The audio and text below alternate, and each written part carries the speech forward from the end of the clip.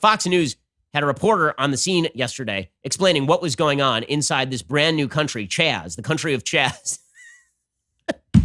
It's so good.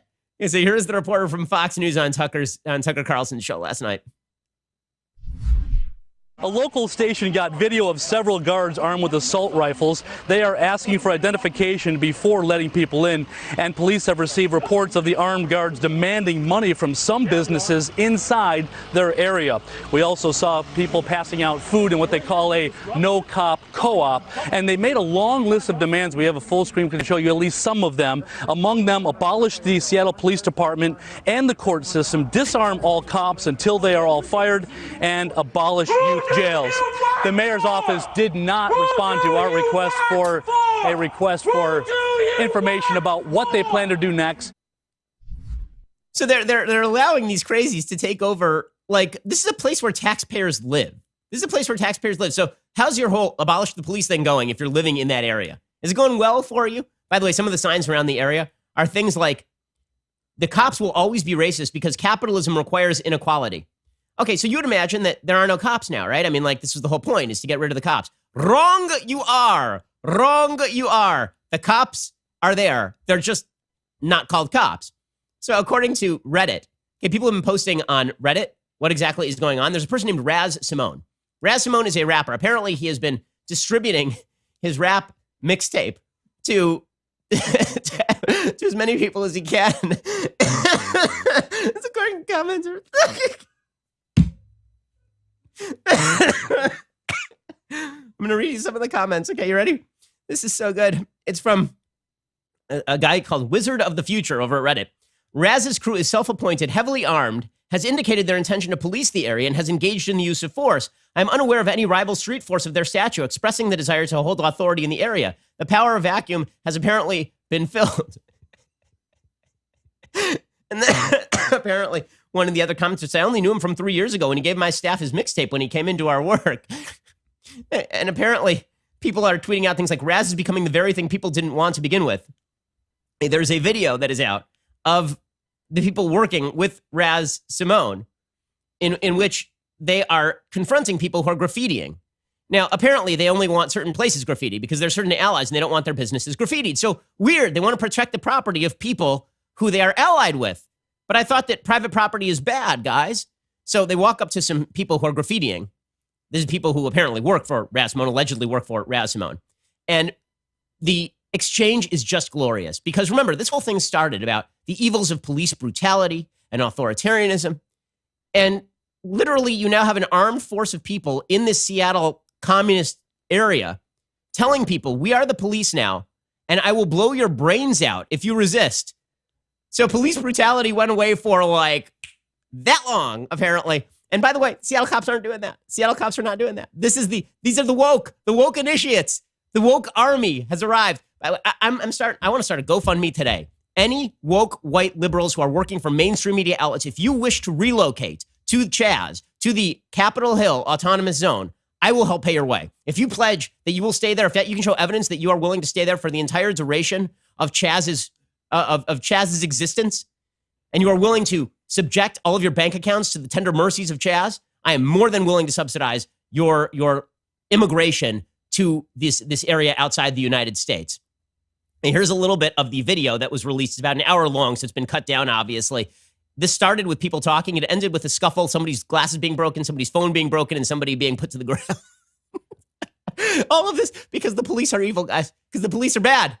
Police are bad. So this is better, obviously. I mean, come on. We wouldn't want the anarchist situation to get chaotic or anything. We need some tyranny. So here we go. You don't know the owner of this place? The owner that's actually being nice and letting us stay here? Oh, God. You forgot. We are the police of this community now. Hey! What the? Hey! What the? What the?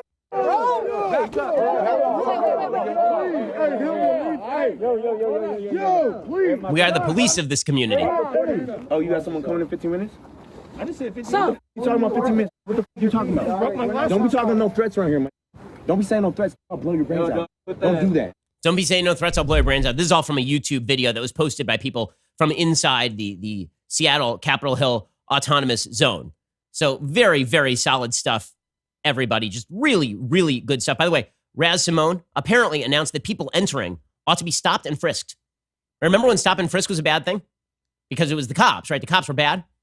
According to the whole story, Raz Simone, a Seattle local, stated he belongs to the People's Force, a replacement for Seattle PD. On June 8th in a live video, he advised that unfamiliar faces should be stopped, questioned, and checked to see if they are armed, which is literally the definition of stop and frisk, which is racist, right? I mean, stop and frisk is bad. We can't do it.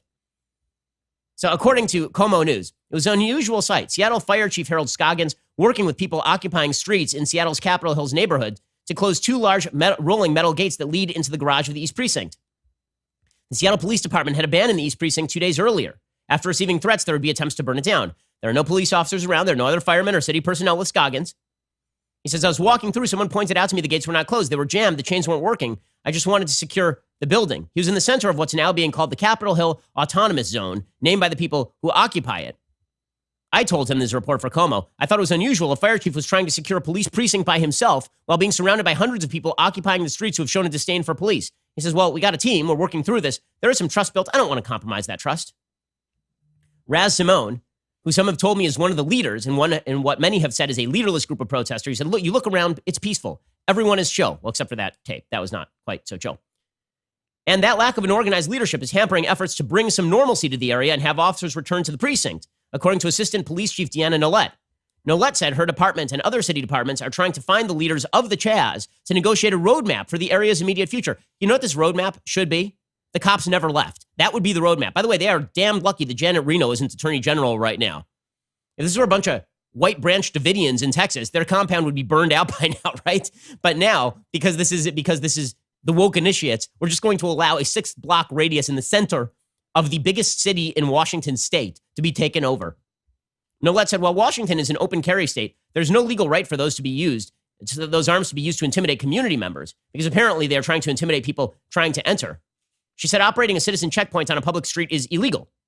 She said, we've heard anecdotally of citizens and businesses being asked to pay a fee to operate within this area. So there are reports of an actual shakedown happening inside the area.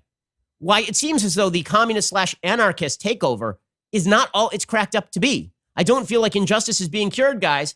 I don't feel like this is going well. By the way, what is the city of Seattle doing about all of this? They've staffed porta potties there. They've granted all the protesters porta potties.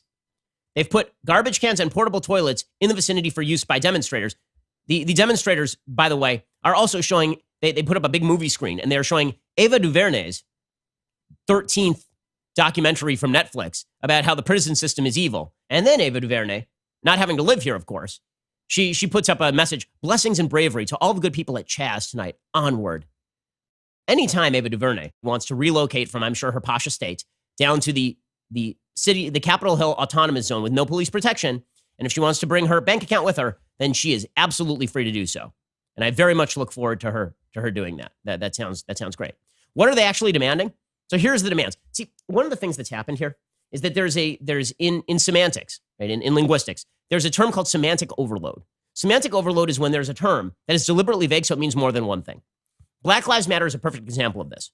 As my friend Eric Weinstein has pointed out, Black Lives Matter means something that is perfectly obvious and that we all agree with, Black Lives Matter, but it also means something more, which is you're supposed to agree with the group, Black Lives Matter, or their demands. And that's ridiculous because the Black Lives Matter group is very distinct from the message of Black Lives Matter. In fact, the Black Lives Matter group is incredibly radical. They call for things that nobody in America wants, including Democrats. They're extraordinarily anti-Semitic in their leadership team.